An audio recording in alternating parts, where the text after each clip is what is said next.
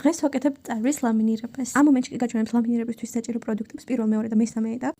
ახლა გადავიდეთ უშუალოდ პროცედურაზე. პირველი რა თქმა უნდა ვიწყებთ გაწმენდით. მე ამ შემთხვევაში ვიყენებ სპეციალურ შამპუნს, მაგრამ თუ შამპუნი არ გაქვთ, შეგიძლიათ უბრალოდ მინცერალური გამოიყენოთ და დავიწყეთ უკვე პირველი ხსნარის დატანა წარბზე. მთავარია წარბის თითოეული ღერი კარგად დაიფაროს ხსნარი. შემდეგ კი უნდა შევფუთოთ ჩვენი წარბები სპეციალური პლასტიკით.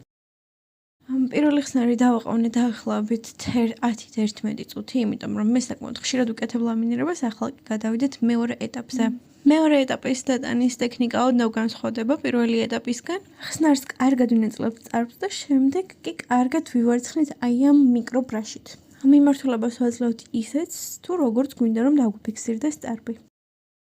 ამ ხსნარს წარბზე ვაჩერებ ხოლმე დაახლოებით 8 წუთს. 8 წუთის შემდეგ კი უკვე ვიშორებთ მშრალი ბამბის დისკით და გადავიდეთ ბოტოქსის დატანაზე.